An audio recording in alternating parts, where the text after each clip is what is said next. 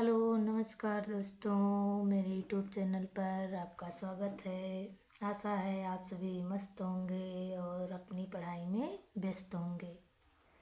इसी पढ़ाई को और भी अच्छा बनाने के लिए और आपकी तैयारी को और अच्छा करने के लिए आपके लिए एक बहुत ही महत्वपूर्ण टॉपिक लेकर आज हम आए। आज का हमारा टॉपिक है रस, जो हिंदी और यूपी बोर्ड की परीक्षा के लिए बहुत ही महत्वपूर्ण है। रस का जो शाब्दिक अर्थ होता है वो आनंद होता है। और रस में को अच्छे से समझने के लिए इसके 4 प्रमुख घटक होते हैं। इसमें से पहला होता है अस्थाई भाव। इसका 4 प्रमुख इसके जो अंग हैं या घटक होते हैं, उसमें से पहला होता है स्थाई भाव। स्थाई भाव वह भाव होता है जो व्यक्ति के हृदय में हमेशा विद्यमान रहता है। बच्चों, जो रस का स्थाई भाव होता है वह भाव है जो व्यक्ति के हृदय में सदैव विद्यमान होता है। क्या होता है? सदैव विद्यमान होता है। इसका जो दूसरा प्रमुख अंग होता है वो विभाव होता है। विभाव का मतलब होता है कारण, यानी जिस किसी वस्तु को देखकर आपके मन में रस की उत्पत्ति होती है वह हो जाता है विभाव। और अनुभाव वह होता है।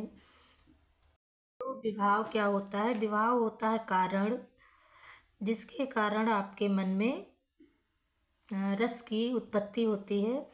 और अनुभव वह होता है रस को प्रकट करने का तरीका। रस को प्रकट करने का तरीका होता है, जिसे हम अनुभाव कहते हैं।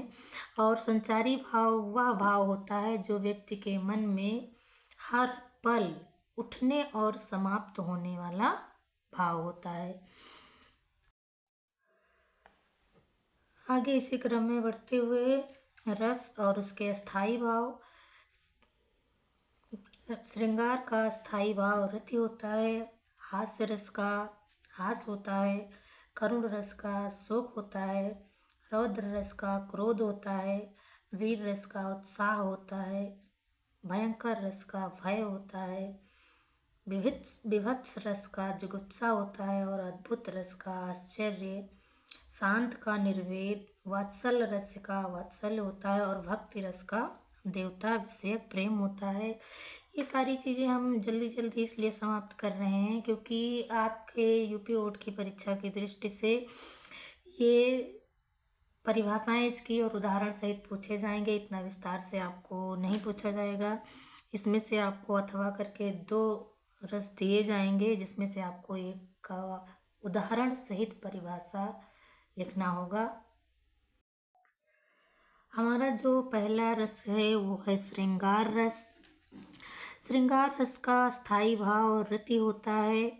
श्रृंगार रस को हम व्यक्त करने के लिए जहाँ पर नायक नायिका के मन में रति नामक स्थायी भाव, विभाव, अनुभाव और संचारी भाव के संयोग से उत्पन्न होता है।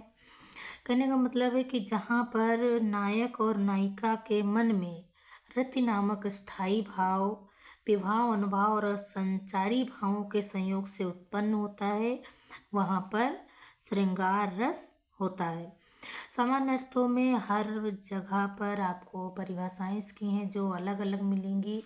आप अपने अनुसार इसकी परिभाषा भी लिख सकते हैं कि जहाँ पर नायक और नायिका के मिलने या बिछड़ने का भी वर्णन किया जाता है वहाँ पर भी संयोग श्रृंगार होता है।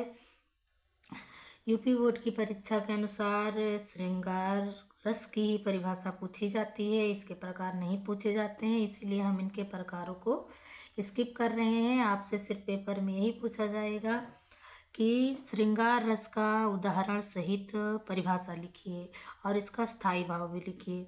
तो बच्चों, यह है कि श्रृंगार रस जहाँ पर नायक नायिका के मन में रति नामक स्थायी भाव, विभाव, अनुभाव और संचारी भावों के संयोग से उत्पन्न होता है वहाँ श्रृंगार रस होता है।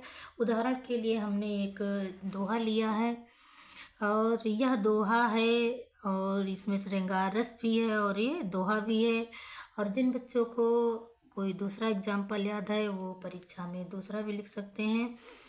हमने जो लिखा है दोहा वो है कि बतरस लालच लाल की मुरली धरी लुकाए, सौंह करें भौहन हंसें दैन्य कहें नटी जाए। दोबारा देख लीजिए बच्चों, बतरस लालच लाल की मुरली धरी लुकाए, सौंह करे भौहन हंसे दैन्य कहे नटी जाए। आपको इसमें ज़्यादा नहीं पढ़ना है या कि सारे रस नहीं पूछे जाते हैं। यूपी बोर्ड की परीक्षा की दृष्टि से कुछ महत्वपूर्ण रस ही हैं जो बार बार पूछे जाते हैं, इसीलिए श्रृंगार के रस के बाद हम वीर रस ले रहे हैं। इसका स्थायी भाव जो वीर रस का है वो स्थायी भाव उत्साह होता है। आपको स्थायी भाव अवश्य लिखना है पेपर में, इससे आपको अच्छे नंबर मिलेंगे। और जो आप लिख रहे हैं उदाहरण उसको भी अच्छे तरीके से हाईलाइट करके आपको लिखना रहेगा। इसमें वीर रस का जो स्थायी भाव होता है वो उत्साह होता है। आप इसकी मतलब हर तरह से परिभाषा लिख सकते हैं, आप अपने अनुसार भी लिख सकते हैं। और आप जितने लोगों की परिभाषाएं पढ़ेंगे वो सब उतनी ही प्रकार की होंगी। इसमें है आप ट्रिक के अनुसार भी लिख सकते हैं कि जब विभाव अनुभाव और संचारी भाव के संयोग होता है वहाँ वीर रस की उत्पत्ति होती है। या ऐसे भी लिख सकते हैं कि इसका स्थायी भाव जो वीर रस है उसका स्थायी भाव उत्साह होता है, और जहाँ पर विभाव अनुभाव और संचारी भाव के संयोग से उत्साह नामक स्थायी भाव उत्पन्न हो वहाँ पर वीर रस होता है। वीर रस में बहुत सारे एग्जाम्पल हैं, आप कुछ भी लिख सकते हैं। हमने यहाँ पर एग्जाम्पल लिया है, वीर तुम बढ़े चलो धीर तुम बढ़े चलो, सामने पहाड़ हो और सिंह सी दहाड़ हो। आप दूसरा एग्जाम्पल भी लिख सकते हैं, जैसे कि खूब लड़ी मर्दानी वो तो झांसी वाली रानी थी। और इसी क्रम में आप को जो इतने दिनों में आपने तैयार किया है वो भी आप लिख सकते हैं उदाहरण के लिए। लेकिन आपको परिभाषा के साथ साथ उदाहरण लिखना बहुत ही आवश्यक होगा, नहीं तो वो आपको एग्जामिनर आपको पूरे नंबर नहीं देगा कि हमने परिभाषा लिख कर ही छोड़ दिया और हमें पूरे नंबर मिल जाएंगे, तो ये गलत हो जाएगा। आप एक बार दोबारा देख लीजिए, वीर रस का स्थायी भाव उत्साह होता है जहाँ जब विभाव अनुभाव और संचारी भाव के संयोग से उत्साह नामक स्थायी भाव की उत्पत्ति होती है वहाँ पर वीर रस होता है। आप इस तरह से भी लिख सकते हैं और आप किसी भी रस की परिभाषा इसी तरह से भी लिख सकते हैं। यह जो रस है वो हास्य रस है। हास्य रस का स्थायी भाव जो होता है वो हास्य होता है।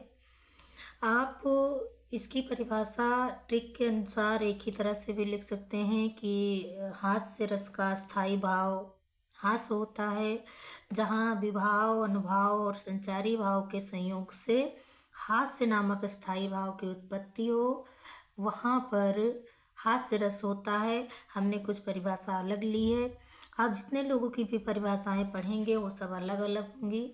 आप अपने अनुसार भी इसकी परिभाषा लिख सकते हैं कि जो हास्य रस है इसका स्थायी भाव हास्य होता है जहाँ किसी व्यक्ति के विचित्र वेशभूषा वचन या क्रियाकलाप को देखकर हास्य नामक स्थायी भाव उत्पन्न होता है, वहाँ हास्य रस होता है।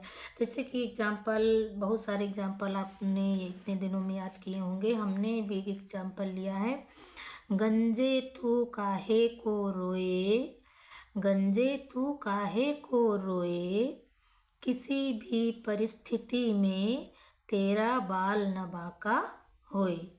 ये आपका उदाहरण है हास्य रस का। आप अपने अनुसार भी परिभाषा